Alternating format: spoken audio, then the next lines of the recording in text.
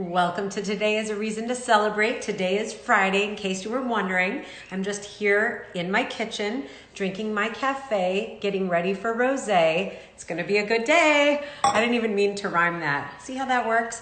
Anyway, today I am very excited to introduce my longtime friend, Nicole Putzel, Nicole Putzel's Kitchen, actually Putzel Kitchen. We're going to just say it until we get it right. And she has created the amazing cookbook with her friend, Claudia Chicano, The Seasonal Plate. It is such a gorgeous cookbook. I'm so proud of her. And today she's going to be making a hummus beet tortilla with us. So let's bring her right in and learn more about her story. Hello, Nicole. Come on in. Come into my kitchen.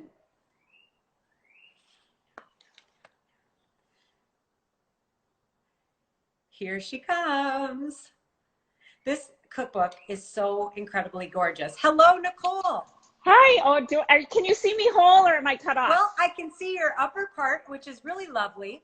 And I can see the wonderful backdrop of your kitchen. Just turn it up a little bit higher there. What an incredible kitchen you've got there. Look at those knives. I don't want to piss you off. That's for okay, sure. you're not. Hello. Wait, if I need to tilt it down for you to see the board, let me know. Hi, how are you, Amy Shackman? Yay, this is so exciting. You know, Nicole, I want you to tell people your story because a couple years back, I said to you, you've got all these great things happening. We need to see you more on social media. And now you are everywhere. And you have an award-winning cookbook.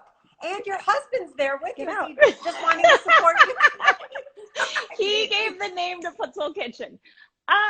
Well, Amy, you were a big part of this. I got to keep it light, right? You were a big pusher to me. I went to culinary school and I went into teaching right after school, and I decided to write a cooking blog because I had all these recipes and I wrote scratch paper everywhere. They were so unorganized, and it was just kind of a way to get organized.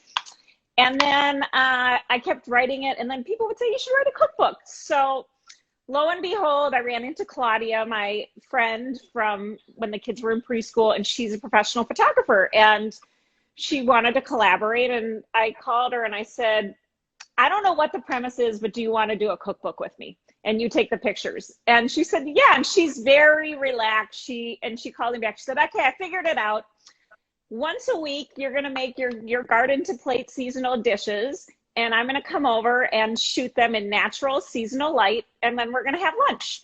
And we did that for a year, and that was how the book happened, and we became really great friends, and it was such a fun project. I mean, I need to do another one because I miss doing that part of it with her. Well, I have to tell you, not only is the cookbook filled with amazing recipes, it is so easy to read and enjoy, and it's really a work of art. Her photography is beautiful, but so is your cooking. So is your cooking. I love the fonts you've used. I love the colors in it. I'm a little bit jealous of your gorgeous garden in Chicago. Oh, I know. We haven't really planted it yet. We just did the soil prep, and the garlic is planted in the fall, so that's starting to come up. So that's kind of exciting. Well, I'm going to make it a goal to actually, here's the dirty little secret. I'm not the cook in the family. It's my husband, David. Of course. So I'm going to make it a goal for David Zaroff to cook every single recipe in the seasonal plate. It's going to be great. So now let's bring it back. Today you're going to make for us a beautiful hummus beet tortilla. Yes, this is seriously so easy. And the way this started is one day I needed to whip up lunch for my daughter and her friends, and I didn't have a whole lot in the house. So I think, do I need to tilt you down? Can you see? Yeah, you can tilt us down a little bit now. That's great. I just enjoy looking at your beautiful kitchen and your there. Hopefully you can see me and the more. Keep going. Okay. Keep going down. The half screen on, oh, there we go. The half screen on the phone is very small, so I'll have to like squeeze in here. There you are.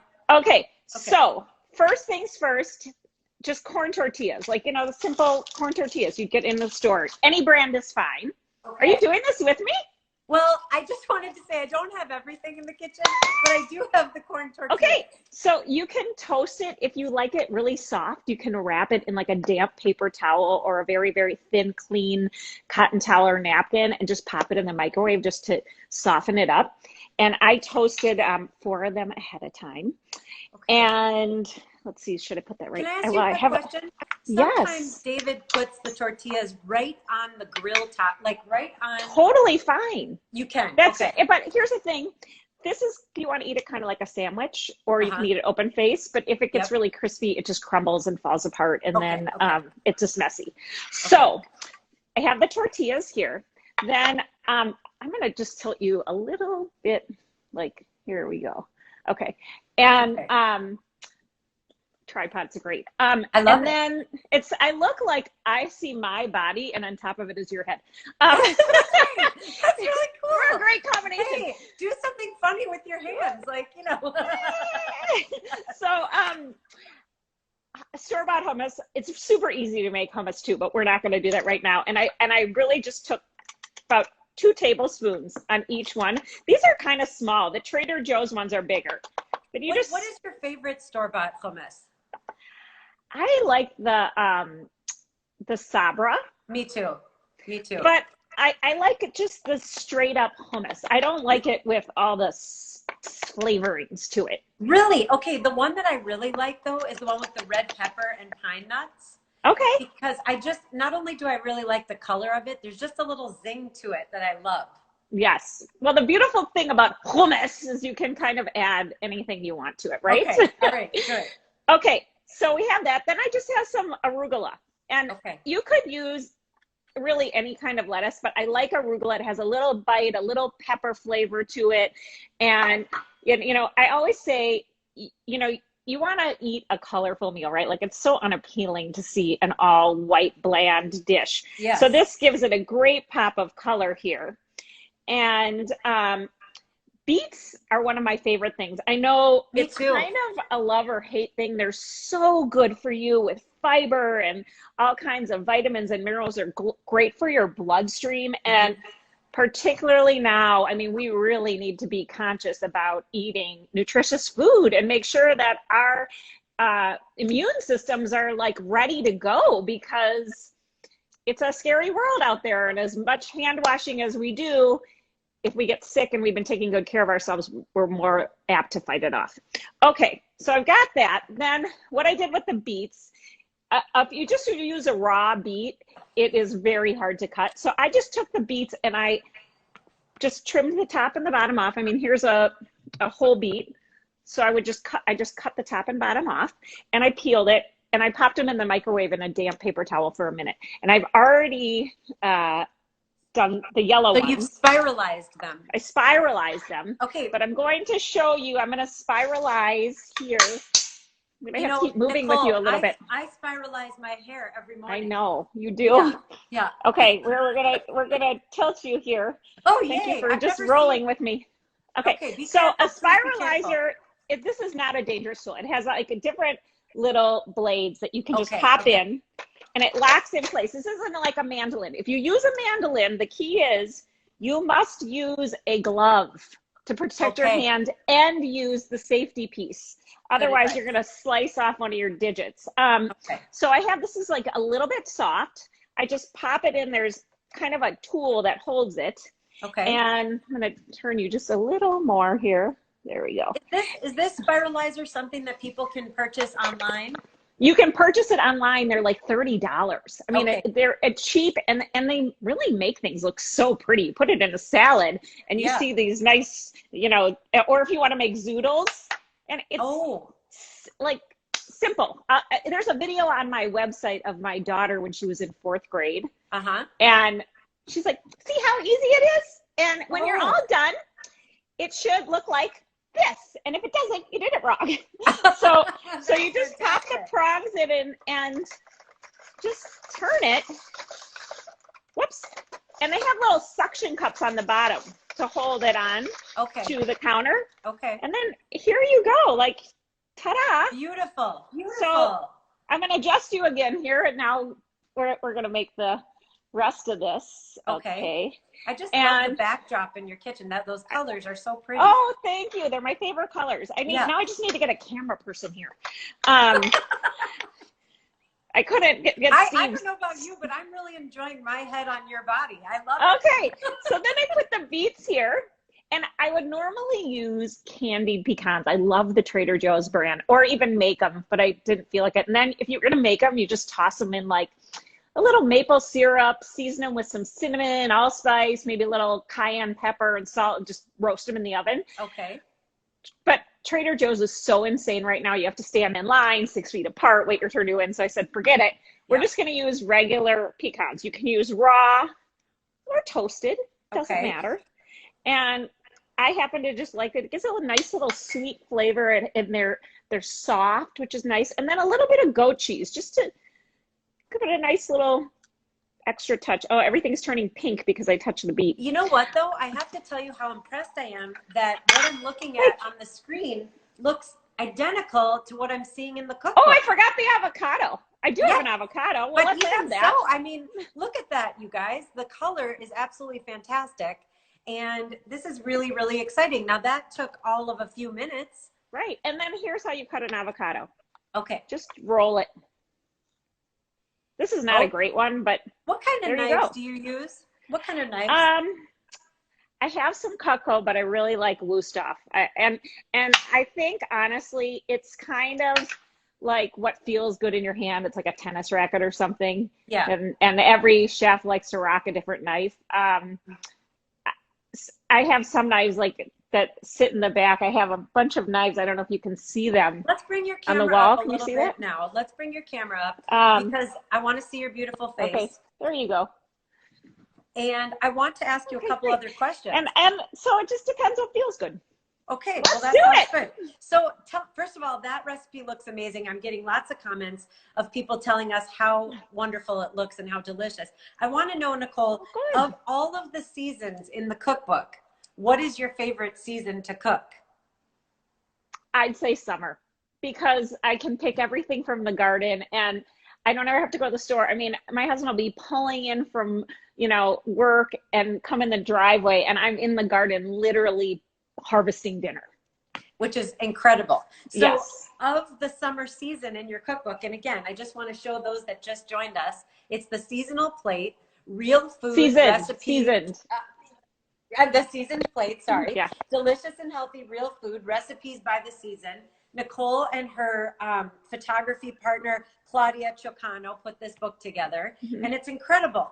Of the summer recipes, which is your favorite to cook? What's the go-to all the time? I honestly can't say there's a go-to, because what happens is the harvest is constantly changing. I would say anything with tomatoes. Yep. But it's constantly changing. So then we're picking and harvesting things and then planting new things. So we might be really beet intensive for a little while. And like everything has beets in it. And then everything has spinach because it's, this short little window. And then everything has tomatoes and cucumbers and peppers. So I can't even say I have a favorite, because everything is so vibrant and tastes so fresh. It's not like anything you've ever had before. We grow it completely organic in the backyard, and it's literally like steps from my kitchen window. That is so. Well, first of all, how fortunate you are to be able to do that. What tips would you have for our viewers who don't have that kind of garden? Where can they be going? Tell us about CSAs and things like that, and what you think they should be doing. Well, I don't know, what the landscape's going to look like this summer with this, but I would definitely recommend going to your farmer's market, and you're supporting local, which is great. And even though a lot of times the farmers aren't certified organic, generally what they're making or growing and selling is very limited in chemicals. I mean, they may have to use some, but they're working in their farms themselves. They don't want to be exposed to all these chemicals. So I definitely say that. And then you can get a CSA, which is a community shared agriculture. And you get a box, and it's kind of a surprise. You don't know what's going to be in it. But I will say, years ago, I did one. And that's how I discovered and fell in love with kohlrabi, which is a summer vegetable. It's kind of, I say it's kind of like if a jicama married a radish. That's what it would be. That's a great way to say they had a baby, and so I think a CSA is a great way to go, and it's a great way to expand your palate and try cooking with things that you've never tried before. And if you don't know what to do, you Google it. I mean, you can Google everything now. That's for sure. Well, we just sounded like we were 82. You can Google everything. Can you believe it? That's great. Okay, Nicole, take us back. We've just had a lot of new viewers join. Let's tilt down one more time just to show the beautiful hummus beet tortilla that you made. It's incredible. It looks exactly like this beautiful picture in her cookbook. Tell us all the places that we can see you online, find you online, and where can we buy the cookbook? Okay, you can buy the cookbook directly on my website. It is on Amazon, but it's highly overpriced. You can buy it. And if you want to buy it on my blog, please email me directly and say that you saw me on Today is a Reason to Celebrate, and I will give you a special discount from friends and family. Whoa! Because we're celebrating, right? Wow, that's amazing. Yes. And we will put a link to that on our website too. But tell us how to find your website. So my website is Putzel Kitchen, Putzel Kitchen, just like you see me up there. My Instagram, my Facebook, it's all Putzel Kitchen.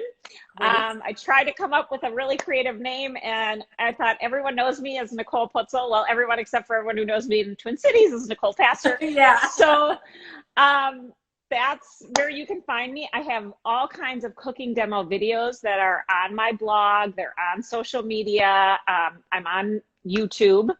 And I really have taken this time when we've been sheltering in place to make lemonade out of lemons and just really hit the ground running with posting all kinds of things to share, because if I didn't know how to cook right now, it would be tough. And I want to share this knowledge with everybody around us. You're doing such a good job at that. One of the things that I was excited about when I received my cookbook was this bookmark, because on the back of the bookmark is the cooking conversion chart, which I really need, because as I mentioned earlier, I am not the cook in the house or the chef.